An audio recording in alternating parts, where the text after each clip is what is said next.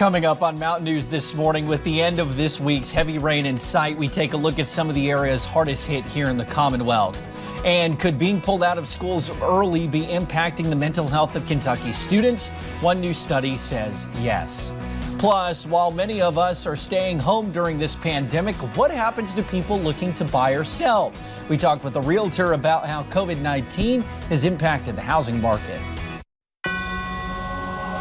Dedicated to Eastern and Southern Kentucky, this is WYMT Mountain News This Morning.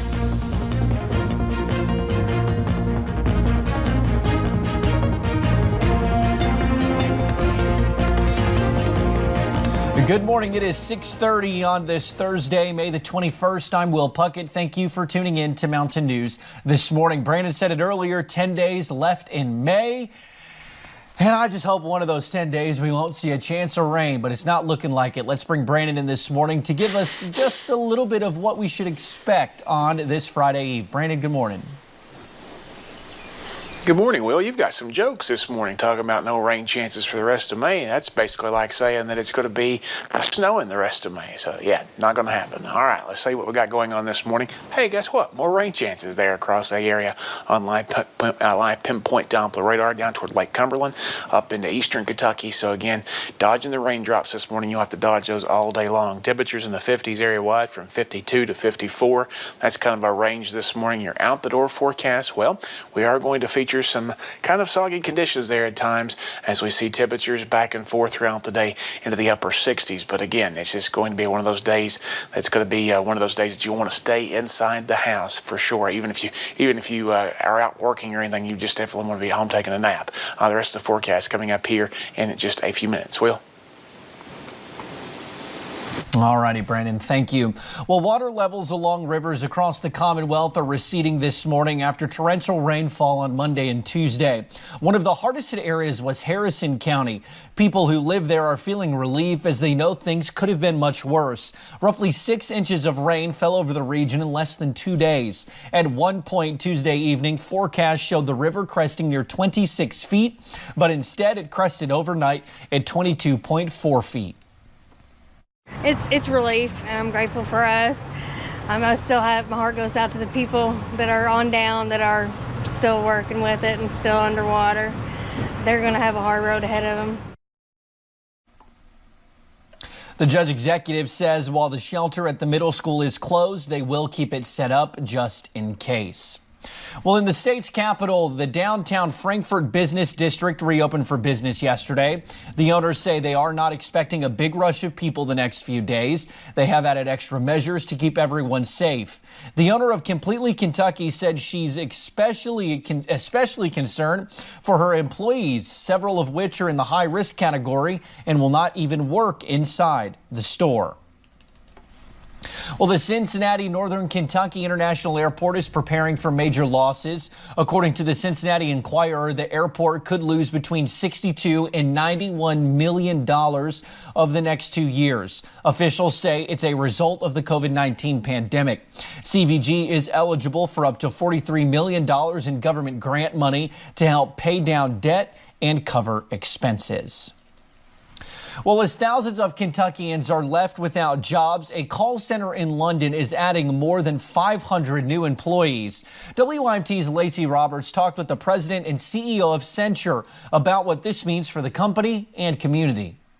Censure, like many companies, was forced to make changes to their work environment. I had never had to file for unemployment before. With a motto, it's all about the people, Chris Deaton, president and CEO of Censure, invested $600,000 for more than 2,000 employees. In March, we were able to send almost all of those people to work from home. The effects of COVID-19 hitting this business differently. At the end of the day, it has actually evolved into a positive with regards to job growth. We're currently looking to hire about 771 people, bringing total employment to more than 2,800. Not all of our employees, for one reason or another, are able to go work from home. Purchasing a thermal scanner for $10,000 to take employees' temperatures. We try to not just say that, we live it.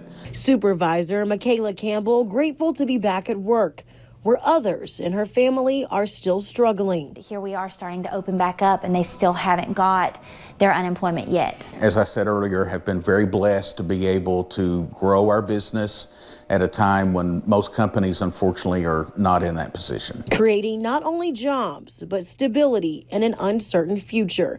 In London, Lacey Roberts, WYMT Mountain News. Now, Deaton says he is sure remote jobs will be added to the company permanently. If you would like to apply for a job, you can visit our website at WYMT.com for more information. Well, state leaders are once again addressing concerns about the state's unemployment system. According to the state unemployment office, the claims process has changed. Some applicants thought a recent email they received through the state was a scam with unfamiliar links they were asked to follow. The office confirms the email is in fact legit, adding that applicants can complete each step to qualify for benefits. Meanwhile, if buying or selling a home is in your near future, the process to do that might look a little different. Due to COVID-19, many realtors rely on technology to show homes instead of your normal open house. Whether it be a video tour or FaceTime tour, realtor Daniel Carmack says it impacts everyone involved in the process. It also limits sometimes the number of people that can come to a showing. You know, sometimes people want to bring their in-laws or their family, but now they're having to come just themselves because of the limitations. Now, Carmack says that the number of buyers in the market has not changed, saying right now could be a good time to list a home in the London area because of the low inventory of homes. Well, some high school students are surveying their peers about how COVID-19 and the changes it has brought on are affecting them. Olivia Russell tells us what those students are hoping to learn.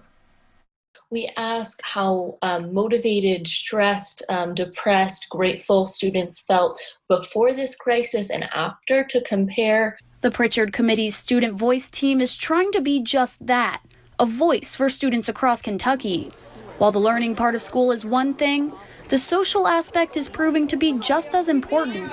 Emmanuel Sippy says she's learned some alarming things so far about mental health. So some of the trends are that students are less motivated, more stressed, more depressed, and reporting more feelings of worthlessness.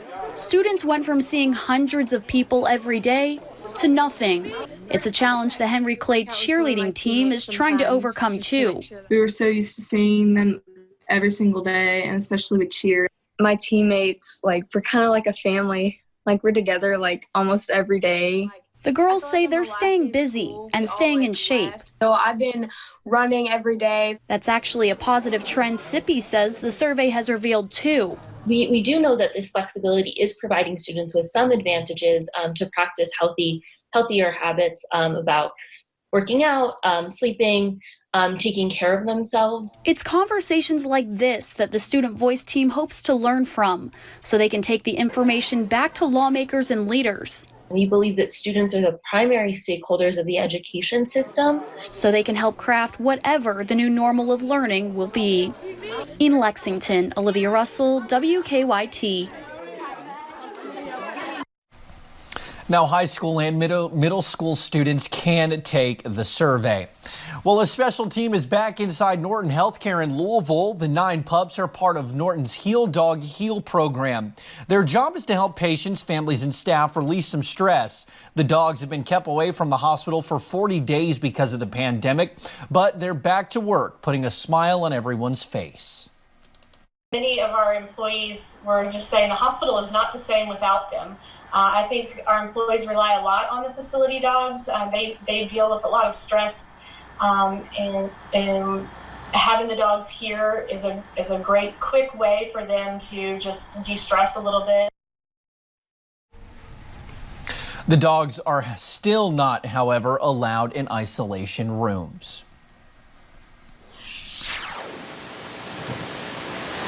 Well, it's time now for our daily Helpers and Heroes segment. We're highlighting those frontline folks across the region who are going above and beyond during the COVID-19 pandemic. Let's go to our first picture this morning, and that takes us to Prestonsburg. This is from Brenda Mead. This is her daughter, Caitlin. She's a future helper and hero, but she's already on her way. She's a 2020 graduate of Prestonsburg High School, and knowing everything that's going on, she is still planning on going into the nursing field when she goes to college. Goes into college to help people. That speaks volumes in my books. Congratulations on your graduation, Caitlin. Our next picture was submitted by the folks over at the Thankful Hearts Food Pantry there in Pike County. Robert Scott is an AmeriCorps volunteer who is registering older folks for senior food boxes. He also helps prepare and deliver the ones that go out to those in the community.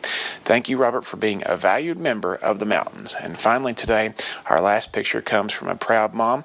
Taylor Napier and Paige Brown are sisters who both work on the front lines. Taylor works as an occupation therapy assistant at a local hospital, and Paige is an employee at a local post office.